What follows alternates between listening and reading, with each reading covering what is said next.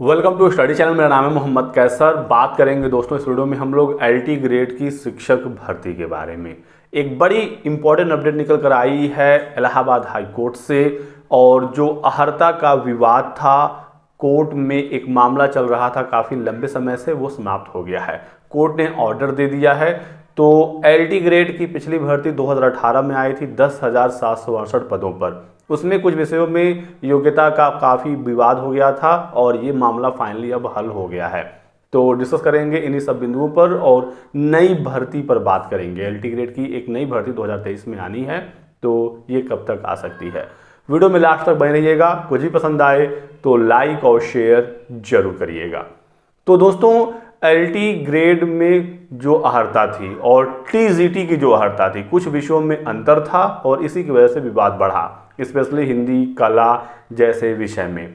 अब हिंदी में हुआ ये था कि एलटी हिंदी की योग्यता ये है कि आपका इंटर में संस्कृत होना ही होना चाहिए। इंटर में संस्कृत अनिवार्य है और उसके बाद फिर बीए में हिंदी।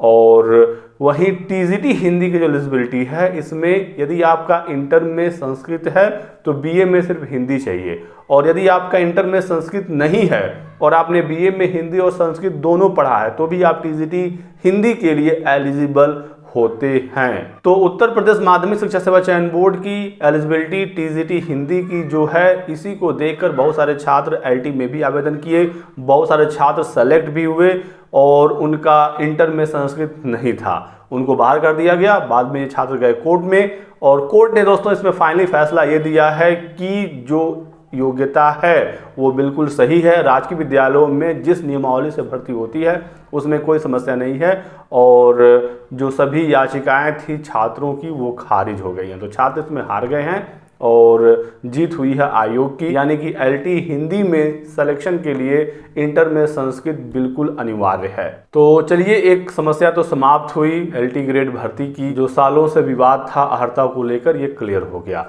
अब बहुत ही जल्द द्वितीय सूची भी जारी होगी जिन विषयों की लटक गई थी और अब नई भर्ती के भी रास्ते खुलेंगे। यहाँ पर दोस्तों नई भर्ती में एक और समस्या है और वो है समकक्ष अहर्ता का। ये तो अभी योग्यता में जो बाधा थी वो समाप्त हुई कोर्ट के द्वारा। अब समकक्ष अहर्ता का जो विवाद है, अभी ये पूरी तरीके से हल नहीं हो पाया है और इसी वजह से नया विज्ञापन रुका हुआ है। लगभग 6,000 पदों का अधियाचन यूपीपीएससी के पास है एलटी ग्रेड का। तो पद तो अच्छे खासे हैं और इसमें पदों की संख्या भी और भी बढ़ सकती है। लगभग 8,000 पद हो सकते हैं एलटी ग्रेड में। तो अच्छे खासे पद हैं। विज्ञापन में डिले हुआ है तो ये तो एक फ़ायदा हुआ है कि पद आ गए हैं। लेकिन अब बड़ा सवाल ये है कि विज्ञापन आखिर कब आएगा। तो यहाँ पर जानकारी ये निकल कर आ रही है कि अभी थोड़ा सा और समय लगेगा। समकक्ष अहर्ता क्लियर नहीं हुआ है।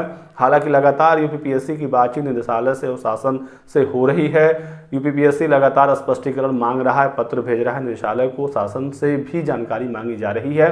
तो जब ये क्लियर होगा तभी विज्ञापन जारी किया जाएगा। तो अब ये कब तक क्लियर होगा, ये आप सवाल जरूर करेंगे। तो अभी तक दोस्तों बिल्कुल स्पष्ट तो नहीं हुआ है, लेकिन मानकर चलें फरवरी से मार्च तक ये चीज़ें हल हो जाएंगी और विज्ञापन निकलने के पूरे चांसेस हैं। लगातार वार्ता हो रही है छात्रों की और कोशिश हो रही है कि जल्द से जल्द जो समकक्ष अहर्ता वाला मामला है वो क्लियर हो।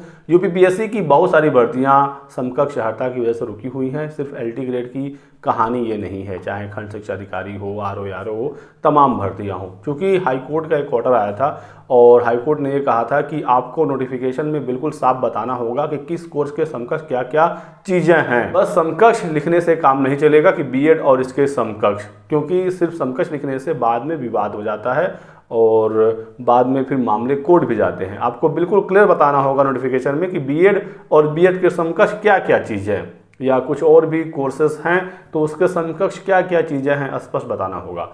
तो यूपीपीएससी ने कोर्ट के इस ऑर्डर को बहुत ही सीरियसली ले लिया और समकक्ष अहर्ता को वो क्लियर कर रहे हैं। समय तो जरूर लग रहा है, जब ये क्लियर हो जाएगा तो ही विज्ञापन आएगा। इसमें एक चीज़ और है कि यदि मार्च तक ये सब मामले क्लियर नहीं हुए तो फिर विज्ञापन में काफ़ी डिले हो जाएगा, क्योंकि फिर तब ये विज्ञापन यूपीपीएससी यानी उत्तर प्रदेश लोक सेवा आयोग से ना निकल कर ये चला जाएगा उत्तर प्रदेश शिक्षा सेवा चयन बोर्ड के पास। एक नया आयोग गठित हो रहा है उत्तर प्रदेश में, आपको पता ही है। सभी शिक्षक भर्तियां भविष्य में यहीं से होंगी।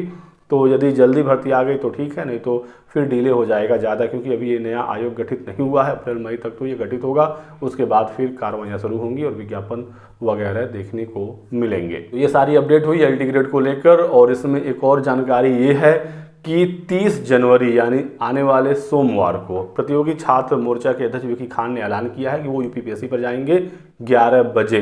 जो भी छात्र प्रयागराज या आसपास के क्षेत्र में हैं वो यूपीपीएससी 11 बजे जरूर पहुंचें। 30 जनवरी को छात्र एक धरना करेंगे, मांग करेंगे कि जल्द से जल्द नया विज्ञापन निकाला जाए और द्वितीय सूची जारी की जाए। जीआईसी प्रवक्ता की भी दोस्तों एक भर्ती होनी है, उसमें भी समकक्ष अर्हता वाला ही मामला है, जिसकी वजह से वो विज्ञापन रुका हुआ है। तो ज्ञापन दिया जाएगा, छात्र अपनी बात रखेंगे यूपीपीएससी के अधिकारियों के पास और वहां से अपडेट भी मिलेगी कि आखिर क्या चल रहा है और विज्ञापन कब तक आएगा। तो 30 जनवरी को बहुत सारी चीज़ें क्लियर होंगी, आप भी जा सकते हैं, क्योंकि यदि छात्र संख्या बेहतर होगी तो आयोग पर भी प्रेशर बनेगा। बाकी आपके कोई डाउट हो, कोई सवाल हो तो हमसे पूछ सकते हैं आप कमेंट सेक्शन में। वीडियो को लाइक कर दीजिएगा, चैनल को सब्सक्राइब जरूर कर दें ताकि आपको इसी प्रकार की सभी लेटेस्ट और ऑथेंटिक इन्फॉर्मेशन मिलती रहे। Thanks for watching.